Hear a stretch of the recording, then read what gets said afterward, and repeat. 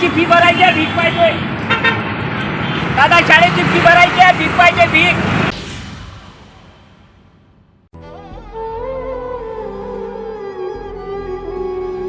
आता कोरोनामुळे परिस्थितीच तसे आले लोकांवर, आमच्यावर पण तसेच आले. कई काम भी नहीं मिल रहे थे, जितने घर के पैसे थे वो सब खर्चा कर दिए. या मदत केली पाहिजे शाळेवाल्यांनी.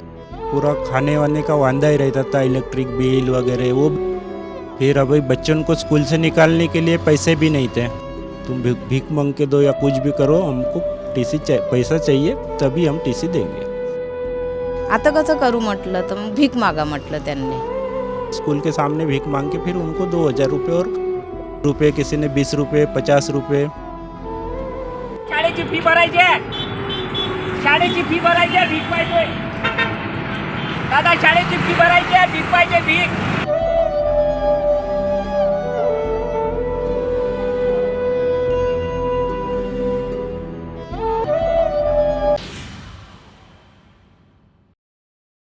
देश में शिक्षा के निजीकरण के खिलाफ आंदोलन चल रहे हैं. ये आंदोलन असल मायने में क्यों चल रहे हैं और शिक्षा का निजीकरण कितना खतरनाक साबित हो सकता है, इसका जीता जागता उदाहरण नागपुर में सामने आया है. कोविड के कारण एक परिवार के घर के सदस्य की नौकरी गई और उस नौकरी में हुआ ऐसा कि आर्थिक बदहाली आई. आर्थिक बदहाली भी आई, खाने के लाले पड़ गए और उसके बाद में शुरू हुआ बच्चों के शिक्षा का संघर्ष. शिक्षा हर किसी का मूलभूत अधिकार है, लेकिन उस शिक्षा को पाने के लिए किसी परिवार को भीख मांगने पर विवश होना पड़े तो वो कलंक साबित होगा. शाळेची फी भरायची आहे, शाळेची फी भरायची आहे, भीक पाहिजे. दादा शाळेची फी भरायची आहे, भीक पाहिजे, भीक. और ऐसी ही नौबत नागपुर के एक बागड़े परिवार पर तब आ गई जब अपने बेटे की फीस भरने के लिए परिवार ने सड़क पर उतरकर भीख मांगी. और भीख मांगने के लिए खुद स्कूल प्रशासन ने इस परिवार को विवश ही नहीं तो भीख मांगने की राह दिखाई.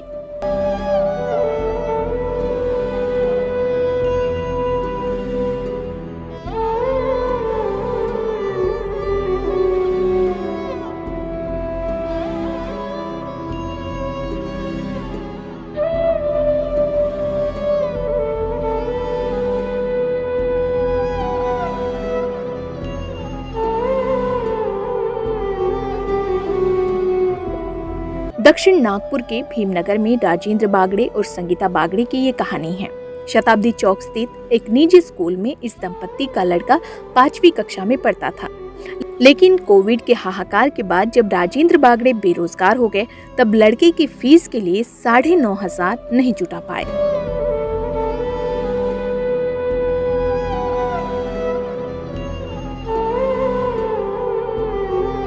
अंत में एक सरकारी स्कूल में एडमिशन पाने के लिए इस परिवार को टीसी की आवश्यकता थी. तब मुख्याध्यापिका ने पालक को कहा कि शाला के 9,500 रुपए फीस भरे बगैर टीसी जारी नहीं करेंगे, जिसके कारण 7,500 तो इस परिवार ने कैसे तैसे जुटा लिए. पर 2,000 के लिए खुद स्कूल ने इस परिवार को भीख मांगने पर विवश कर दिया. हम आए हुए हैं नागपुर के भीमनगर में, जो कि दक्षिण नागपुर का इलाका है, मनीष नगर के करीब आता हुआ है और जोगी नगर से सटा हुआ इलाका है. हमारे साथ इस वक्त राजेंद्र बागड़े और संगीता बागड़े इस वक्त हमारे साथ मौजूद है. आइए उनसे बात करते हैं. सर, क्या हुआ था? कहाँ पर आप जॉब कर रहे थे और क्या हुआ आपके साथ? मैं गाड़ी चलाता था. गाड़ी लॉकडाउन से तो टोटली बंद ही हो गए. वो बच्चे भी अमेरिका वगैरह चले गए, तो मैं गाड़ियाँ भी रिपेयर करता था, 2 व्हीलर. तो गाड़ियाँ भी कम ज़्यादा आती है. तो मेरे बच्चे को अभी स्कूल में इंग्लिश स्कूल में पैसे भरना नहीं जम रहा था. तो मैं गया, उनको बोला कि हमारे को स्कूल से निकाल दो, बच्चे को टीसी दे दो, हम दूसरे स्कूल में डालते हैं. हमने साइनाथ में डाल भी दिए थे, पर वो टीसी नहीं मिल रही थी. तो स्कूल वाले बोल रहे थे टीसी ला के दो. तो हम गए तो नहीं देते थे, हमारे पास पैसे भी नहीं थे उतने. तो हम गए, फिर हम 7,500 रुपये लेके गए. तो उनको बोला हमारे पैसे लो, हमको टीसी दो. तो बोले नहीं, 9,500 रुपये लगेंगे. तो मैं बोला नहीं है मैडम. तो टीसी दे दो। नहीं बोले जब तक तुम पैसे नहीं देंगे तो टीसी नहीं देंगे, क्योंकि 9,500 रुपये जमा ही नहीं थे। बोले भीख मांग के दे दो बोले, तो हमने फिर वहीं पे भीख मांग के पैसे दे दिए। फिर उन्होंने मेरे को टीसी दे दिए 9,500 रुपये लेके।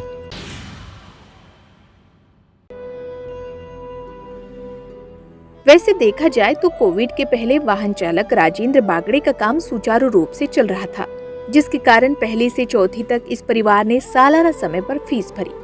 लेकिन कोविड के बाद जब रोजगार गया तब इस परिवार के आर्थिक हालात और खराब हो गए। घर की हालात देखकर ही आप अंदाजा लगा सकते हैं कि इस परिवार की क्या हालत होगी, जबकि स्कूल प्रशासन को इनके हालात पर भी दया नहीं आई और इस परिवार को भीख मांगने पर विवश कर दिया गया, जो पूरी शिक्षा व्यवस्था पर एक कलंक है।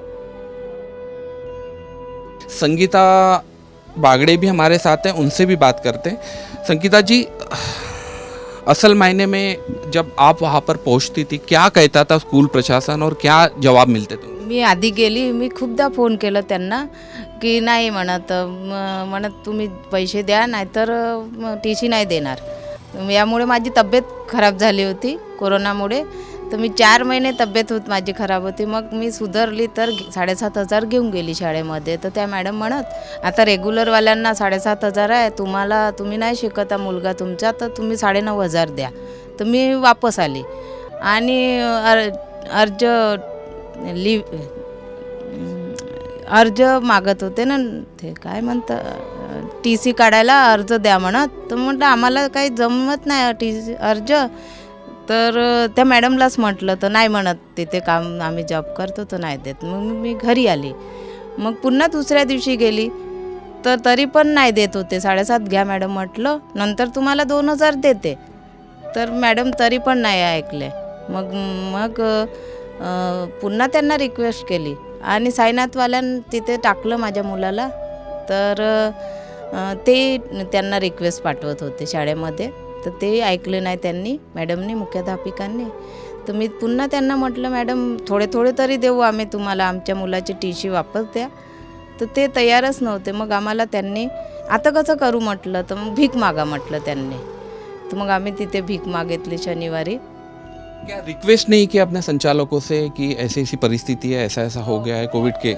सर आम्ही खूपदा रिक्वेस्ट केलं त्यांना, तर फोनवर पण केलं त्यांना आणि शाळेमध्ये पण जाऊन, तर ती शाळा बनत होती तर तिथे मॅडम पण होत्या, तर प्रिन्सिपल नाही आहेत म्हणत। मग पुन्हा प्रिन्सिपल आल्या तर आम्ही मागितलं त्यांना, तरी ते ऐकत नव्हते। तुम्ही म्हणत 9,500 द्या, त्याच्याशिवाय टीसी देणार नाही तुमच्या मुलाची। आणि आता साईनाथमध्ये टाकलं त्याला, तर तिथे टीसी मागतच होते ना सर, आहे की नाही, त्याच्याशिवाय ॲडमिशन नाही होत होती ना, आणि त्यांना पण पाहिजे होती टीसी। त्यामुळे मग आम्हाला माझी तब्येत पण खराब झाली होती। तो संगीता बागड़े ने जो बताया कि जब मराठी में बोले, उसका मैं हिंदी में आपको अनुवाद करके बताता हूँ कि संगीता जी बोल रहे हैं कि वो जब वो स्कूल प्रशासन के पास जाते थे तो वो उनका रवैया ठीक नहीं होता था। बार बार कभी प्रिंसिपल नहीं है, कभी संचालक नहीं है, ऐसे उनको टाल मटोल कर दिया जाता था। हालांकि ये 7,500 जुटाने में भी उनको काफ़ी मानसिक प्रताड़ना का सामना करना पड़ा, मानसिक तकलीफ़ हुई उनको, जिसके कारण उनकी तबीयत भी ख़राब हो गई। और कहीं ना कहीं जब 7,500 उन्होंने जुटा लिए थे और जब वो देने के लिए गए स्कूल प्रशासन के पास में, तो स्कूल प्रशासन ने 9,500 रुपये मांगे और उसके बाद में जो स्कूल प्रशासन की तरफ से कहा गया कि भीख मांगकर आप 2-2.5 हज़ार का जितना भी कंप्यूटर उसका इंतजाम करो, तो इन्होंने, इस परिवार ने ये कदम तक उठाया। मतलब एक गरीब तबके का परिवार है, कि इनके घर के जो हालात है वो आप खुद देख सकते हैं। जो भीमनगर के हम सीधे लाइव तस्वीरें आपको बता रहे हैं कि किस तरह से ये परिवार रहता है यहाँ पर, किस तरह से हालात हो गए। घर मायने नहीं रखता, लेकिन जो शिक्षा के लिए एक राइट टू एजुकेशन की बातें इतनी बड़ी बड़ी की जाती, शिक्षा के लिए इतना बजट रखा जाता, उसकी सच्चाई कहीं न कहीं हम यहाँ पर पोल खोल रहे हैं। क्योंकि एक गरीब घर का भी बच्चा कॉन्वेंट में पढ़ सकता है, लेकिन आरटी जैसी जो सहूलतें हैं कभी कई लोगों को नहीं मिल पाती। तो ऐसे समय में जो स्कूल जो प्रशासन है ऐसे परिवारों की मदद करने के बजाय उनको खुद भीख मांगने पर ये विवश करता है। ये सबसे बड़ी कमजोरी लगती है। बागड़े परिवार के घर का दौरा जब इक्वालिटी न्यूज ने किया तब हालात सामने आए। राजेंद्र बागड़े और संगीता बागड़े अपने 2 बच्चों के साथ ऐसे घर में रहते हैं जिन पर स्कूल प्रशासन ने मानवता को शर्मसार करने वाला कहर ढाया, जिसकी जितनी निंदा की जाए उतनी कम है। ऐसे में ऐसे स्कूल संस्थाओं पर कड़ी कार्रवाई करने की मांग सामाजिक संस्थाओं द्वारा की जा रही है।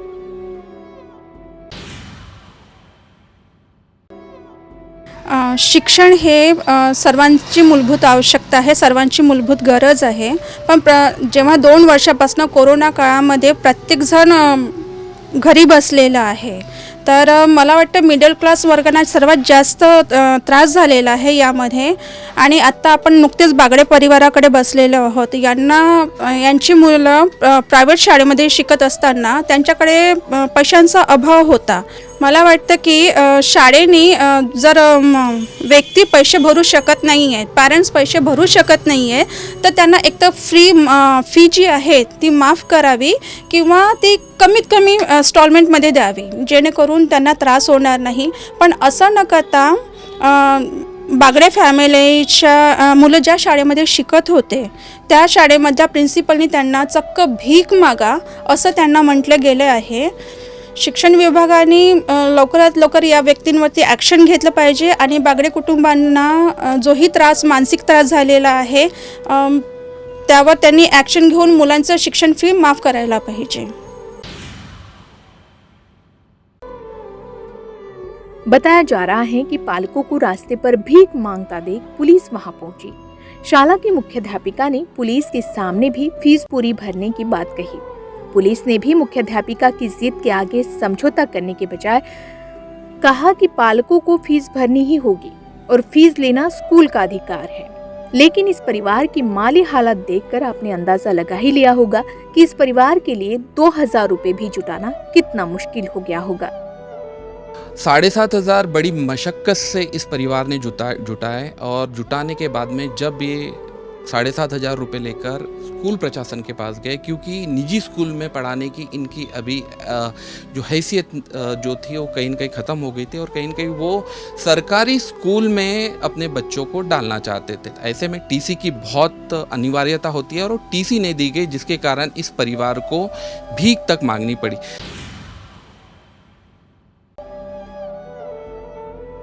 बहरहाल ये मामला अब निपट चुका है, जबकि इस परिवार ने पूरी फीस भरकर अपने बेटे की टीसी इस निजी स्कूल से ले ली है। ऐसे में जो मानसिक प्रताड़ना इस परिवार को झेलनी पड़ी उसका कोई जवाब स्कूल प्रशासन के पास नहीं। लेकिन ऐसी स्कूल संस्थाओं से हमारी विनती है कि वो ऐसे कुछ परिवार की सहायता तो कर ही सकता है कि उन्हें भीख मांगने पर विवश न होना पड़े। बावजूद इसके शिक्षण संस्था अगर सिर्फ शिक्षा का व्यापारीकरण ही करती है तो ये पूरी शिक्षा व्यवस्था पर कलंक साबित होगी और जिसके गंभीर परिणाम भी ऐसे लालची शिक्षण संस्थाओं को भुगतने पड़ सकते हैं। तो देख सकते हैं कि इस परिवार की पूरी आपबीती हमने बताई है। इसमें ना कोई एडिट है ना कोई कट है, ये पूरा जो भी बातें हैं परिवार के घर आकर इक्वालिटी न्यूज़ कर रहा है। चौथी तक ये परिवार उस निजी स्कूल में पूरी तरह से फीस भरता रहा, क्योंकि चौथी तक सारी बातें समांतर थी, कोविड नहीं था। और कोविड आते ही कई सारे परिवारों की कहीं न कहीं किस्मत ही कहीं न कहीं बदल सी गई है, या फिर ये कहेंगे कि आर्थिक बदहाली का कई सारे परिवार को सामना करना पड़ा। ये एकमात्र ऐसा परिवार नहीं होगा, कई सारे ऐसे परिवार हैं। और हम हर स्कूल के बारे में नहीं करते, हर शिक्षण संस्था के बारे में नहीं करते। हालांकि कुछ शिक्षण संस्थाओं ने अपने कोविड के समय में फ़ीस को कम भी किया है और कुछ शिक्षण संस्थाओं ने माफ़ भी किया, लेकिन कुछ ऐसी शिक्षण संस्थाएं हैं जिन्होंने इसका व्यापारीकरण कर दिया है। हालांकि पहले 7,500 मांगे जाते हैं उस 5वीं तक के इसके लिए कि आप उसके 7,500 रुपये भर दीजिए, लेकिन जब ये खबरें अखबार में प्रकाशित होती है और अखबार में प्रकाशित होने के बाद में इन पर अलग से प्रेशर बनाया जाता है और फिर से 2,000 भरने के लिए इनको विवश किया जाता है, और वो भी 2,000 बड़ी मशक्क़त से। मतलब इतना सक्षम परिवार नहीं है बागड़े परिवार, लेकिन जो भी जुटा पाए 7,500 जुटा चुके थे और उसके बाद में 2,000 रुपये जो उन्होंने जुटाए उन्होंने, वो भीख मांगकर जुटा है, ये अपने आप पर एक शिक्षा व्यवस्था पर एक कलंक साबित होता है। तो कैमरामैन अनिरुद्ध कापटकर के साथ मुकेश एड़व, इक्वालिटी न्यूज़, नागपुर।